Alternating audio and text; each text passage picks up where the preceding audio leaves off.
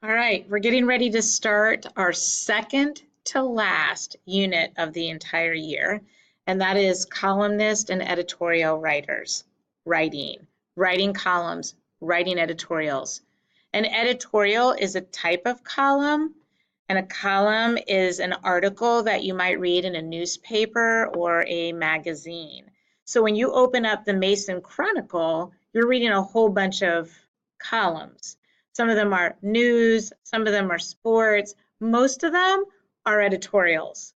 And what that means is it has factual information in it, but it also has opinions in it. Like, this is how I want you to feel when you read my article. This is what I want you to do when you read my article. This is what I want you to believe when you finish reading my article. And that's what we're going to be working on too. And there's all different aspects that we're going to start studying. We are going to look at all different types of editorial columns, such as sports ones, fashion, entertainment, self-help, advice, news, political.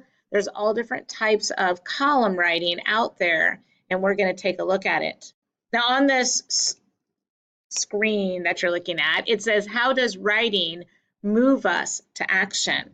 And sometimes that action is how we think, and sometimes that action is what we're doing, physically doing. Does it make us want to go out and adopt a dog or a cat or some other kind of animal that's in foster care? Does this piece of writing make me want to cheer on FC Cincinnati in their inaugural season of MLS? Does this article make me want to go out and buy this certain designer's clothing, purses, shoes, belts, whatever? Does this article that I just read make me want to vote for a particular politician as he or she is running for presidency of the United States, for example? What is this piece of writing moving me to do? And so all of your writing that you're going to be doing in this unit has to move, at least me, since I'm grading it, and anybody else who reads it. How are you going to move me? Are you going to make me think a certain way? Or did I finish it and think, I don't even know what that was about. I don't even know what I'm supposed to be thinking or feeling or doing after reading that. So we're going to look at things like leads. How did your article start? The middles. What factual information and what opinions are you giving in the middle of that article? What's the meat and potatoes of this piece that you're writing? And your closures, so that they're strong, so they make me think about your article even after I've put it down. So they make me actually even think about doing something because I just read what you wrote, or think a certain way, or believe something. So how does your writing move me, move all the people who read it to action? We're going to look at that. We're going to look at emotional appeals. So you have to have some persuasion in there, as well as some authenticity and credibility.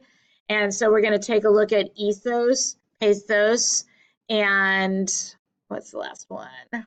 Logos, so logic. We're going to look at those three persuasive appeals. How do you reach your readers to think a certain way, to feel a certain way? Did you go for the logical appeal? Did you go for the emotional appeal?